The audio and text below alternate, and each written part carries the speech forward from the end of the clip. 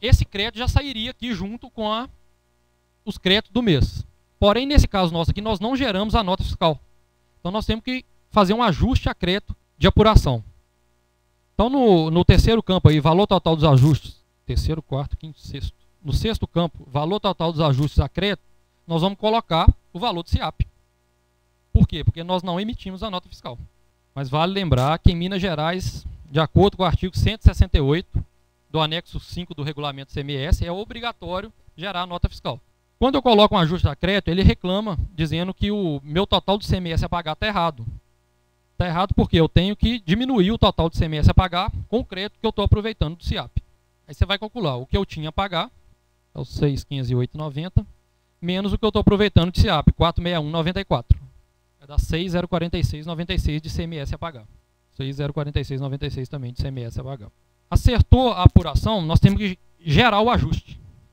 O ajuste está no registro logo abaixo, que é no registro E111. Como nós não geramos nota fiscal, nós vamos criar um ajuste, que é uma tabela disponibilizada pelo Estado. Vocês veem que o código do ajuste começa com MG.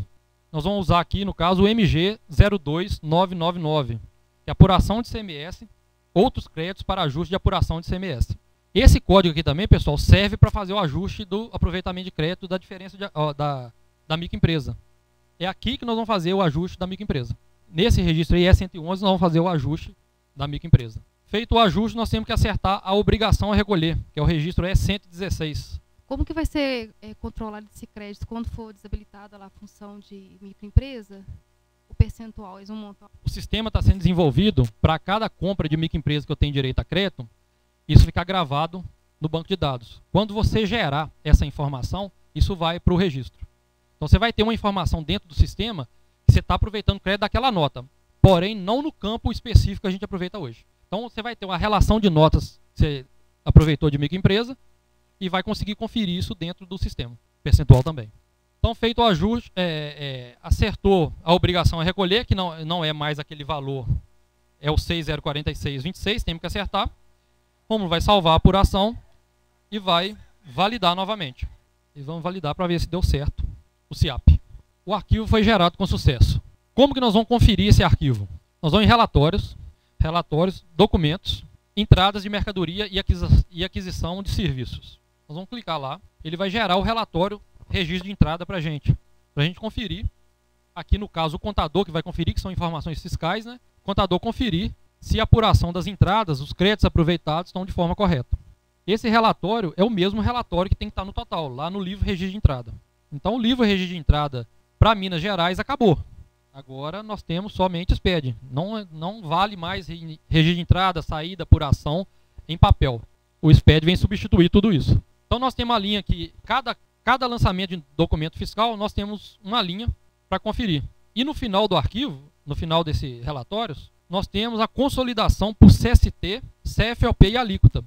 Então esse CFOP tem que ser igualzinho, está na apuração de CMS do total, ou da apuração de CMS do contador.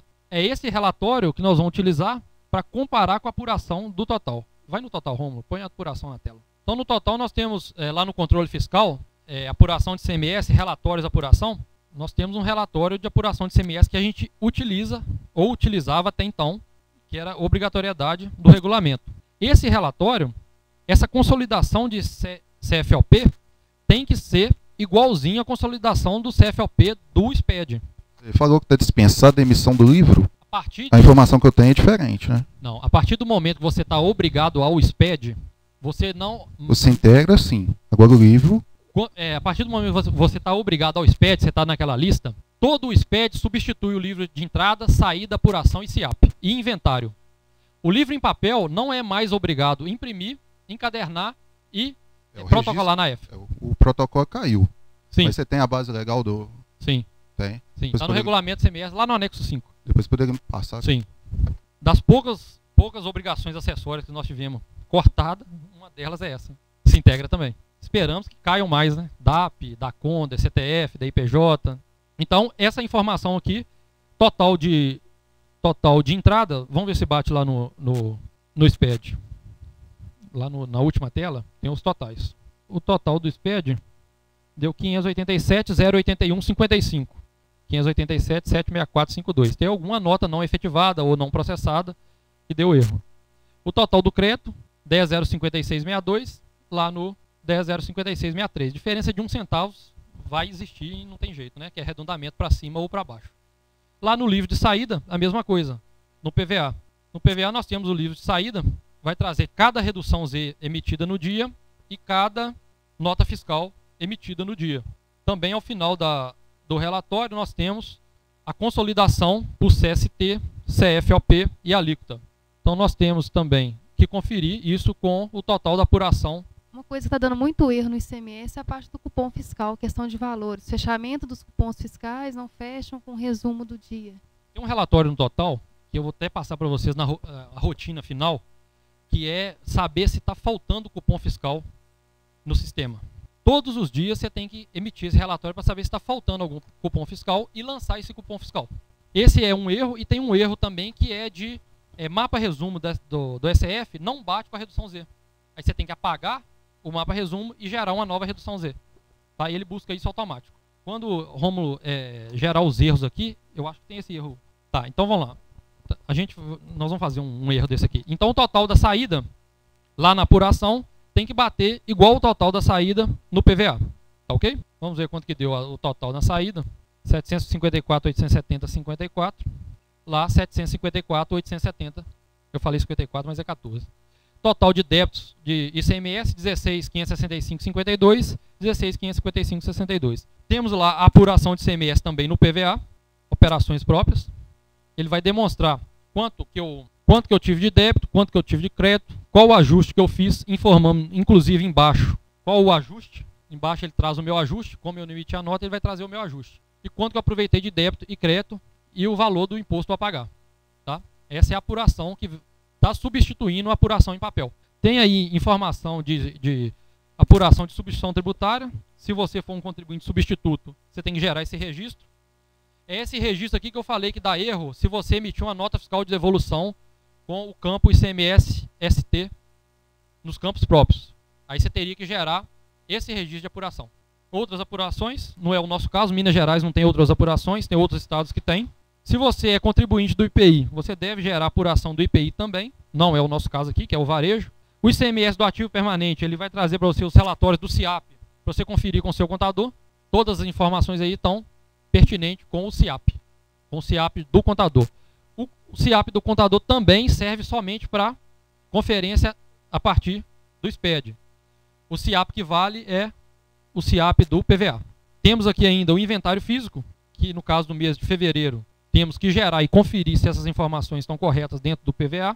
Temos outras informações de interesse do fisco. Registro de informação de exportação.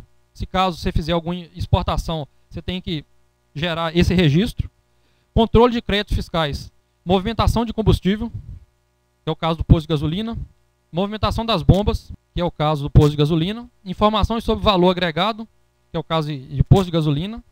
Nota fiscal de energia elétrica é só para as operadoras de energia elétrica, que é obrigado a gerar esse registro. E, por fim, as informações de venda com cartão de crédito, que hoje o fisco manda aquela planilha para a gente, os contadores aí conhecem. Nós vamos ser obrigados a informar por operadora quanto que nós vendemos de cartão de crédito no mês. Quanto que nós vendemos de cartão de crédito no mês. Então, ele tem informação da operadora, o fisco tem a informação da operadora e a nossa informação. Automaticamente, o auditor deles vai fazer esse cruzamento. Se isso estiver fora do informações divergentes, ele vai. Tem um relatório de pendências, que no nosso caso não teve nenhuma pendência. A finalização do arquivo. Feito isso, gente, o que nós temos que fazer? Assinar e entregar o arquivo. Como nós não temos certificado digital válido aqui no sistema, nós não vamos assinar. Mas é só ir lá na telinha da assinatura, clicar em assinar, ele vai mandar, você vai escolher qual escrituração você quer assinar, e daí para frente ele vai pedir um certificado digital válido. Você vai colocar o certificado digital, seja o seu, seja do contador, e enviar a escrituração para a Receita. Rômulo vai gerar um arquivo com erros aqui, para a gente mostrar como que a gente acerta o erro dentro do PVA. Ou como que a gente acerta o erro dentro do sistema da Oreo. O recomendado é que os erros encontrados no PVA, seja feito o acerto dentro do sistema do total, gera uma nova escrituração e envia para o sistema. envia para o PVA. Senão você vai ter base de dados diferente. Esse arquivo texto, gente, o arquivo texto que gerado pelo total e validado no PVA, é obrigatório guardar por 5 anos, inclusive com a escrituração fiscal que o originou. Tá? Não é o arquivo enviado, não é o backup, não é o arquivo assinado, é o arquivo texto. É obrigatório guardar por 5 anos. Alguém tem algum questionamento para fazer, gente? Alguém está tendo alguma dificuldade específica para gerar o arquivo que nós podemos tentar resolver ou solucionar? Solucionar problema. Eles sabem mais de SPED que a gente. A dificuldade maior é no ICMS ou no PIS e COFINS? Quando você compra uma alíquota diferenciada do PIS e COFINS, sim, certo? Ela entra com uma alíquota e sai com outra. Isso. Como que você faz na hora de efetuar a venda? Você tem que alterar manual? Não. Você vai colocar no cadastro de produtos, a alíquota diferenciada é só no caso da carne, que você está dizendo. O caso da carne, quando ela sai, ela é tributada integralmente. Então ela vai ser o CST1 com a alíquota de 1,65 para PIS e 7,6 para COFINS. Tá? Quando você compra esse produto, você vai dizer qual CST você vai usar, que é no caso o 60, e qual alíquota que você vai usar. Se você comprou a carne de boi, você vai usar 0,66 para PIS e 3,04 para COFINS. Se for carne de porco e de frango, 0,1980 para PIS, 0,9120 para COFINS. Então aí é só no caso da entrada que você muda a alíquota. A saída, ela é do cadastro de produtos. Tá? Não tem que mudar, não. Você falou do cupom fiscal, a dificuldade a maior dificuldade de CMS, em vez de PIS e COFINS, por causa da falta de cupom. Mas a falta de cupom fiscal, ela implica na geração da FD de PIS e COFINS também. Tá? Se o cupom fiscal não foi, você não tributou. Então, é imprescindível que olhe se está faltando cupom fiscal. Olha lá, gerou, validou e validou com erros. Então nós vamos ver agora como que identifica esse erro dentro do PVA. O PVA tem dois checkboxes, um de erros e um de advertência. Para exibir os erros encontrados, nós devemos clicar no erros e mandar exibir. Quando exibir o erro, ele vai mostrar onde está o erro, dizer qual o erro. Para a gente solucionar o problema do erro, é só a gente clicar nesse itemzinho azul, que ele vai cair direto no erro. No caso desse erro aí, está dizendo que o código da unidade é o mesmo código da descrição da unidade. Então, o código da unidade é um N, a descrição da unidade deveria ser unidade. Recusou esse erro. Ele acusou esse erro, né?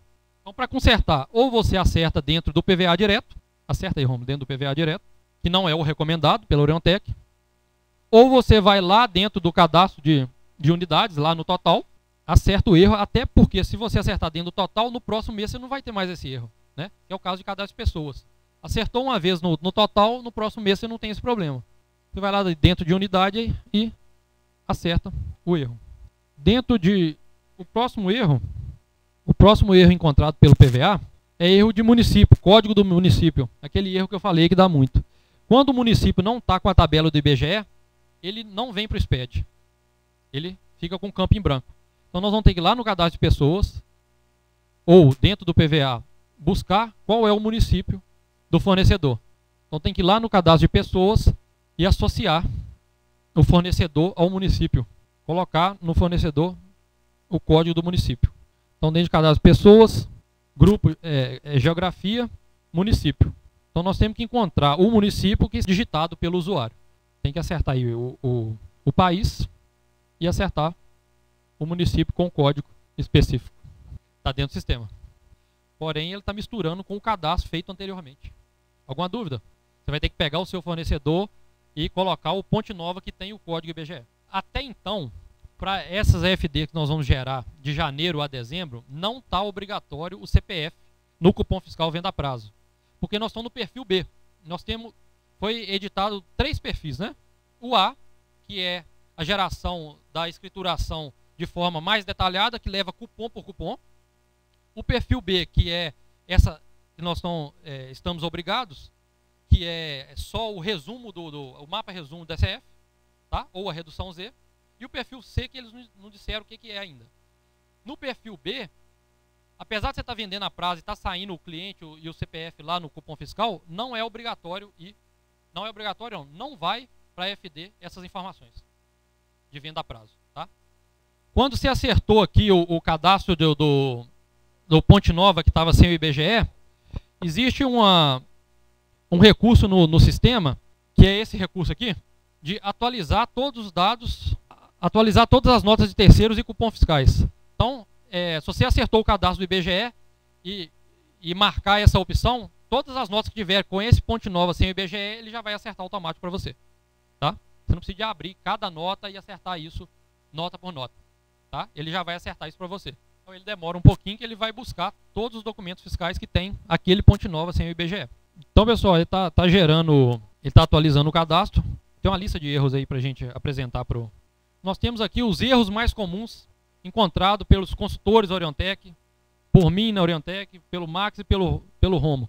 Os erros mais comuns encontrados na geração da EFD de CMS e PI é código do país, que é lá no cadastro de pessoa, município sem o código do IBGE, que é o que nós acabamos de acertar agora, endereço incompleto, que é cadastro de pessoas, CPF e CNPJ inválido, que é cadastro de pessoas. Então 80% dos erros está no cadastro de pessoas. Viu? Código da unidade é a mesma descrição que nós acabamos de acertar. Quando emite nota fiscal de devolução de compra com valor de CMS-ST em destaque, o validador exige a geração do registro E200, que é aquela nota emitida de forma errada que eu falei, devolução. Inscrição estadual inválida, não passa. A inscrição estadual de produtor rural, que antes era aquele PR alguma coisa, e os números, agora a inscrição de produtor rural é a mesma inscrição dos contribuintes normais, né? Então, se o seu cadastro está com PR ainda, você tem que acertar esse dado também. Quando no mesmo período utiliza o código de um item que já tenha sido movimentado no mesmo período para cadastrar outro item. Então, se você muda o código do item. Se você vende um produto, por exemplo, Coca-Cola com código 15, e aí depois no mesmo período você utiliza o mesmo código e cadastra outro produto com outro nome. Aí por agrupamento ele vai dar duplicidade nessa chave. Então ele vai entender que houve alteração no produto, mas você não informou alteração no registro devido. Então você não pode fazer isso. Você está vendendo um produto que seja arroz e trocar ele para outro tipo de produto usando o mesmo código, aquela questão de aproveitar código do produto. O PVA também acusa esse tipo de erro e não deixa validar. Isso também serve para o cadastro de pessoas. Se você tem o seu fornecedor, o seu cliente, aí você quer aproveitar o código e colocar outro, troca o CNPJ e tudo mais, ele também vai dar erro disso aí. Então a recomendação é que não utilize código de pessoas e de produtos já existentes no sistema.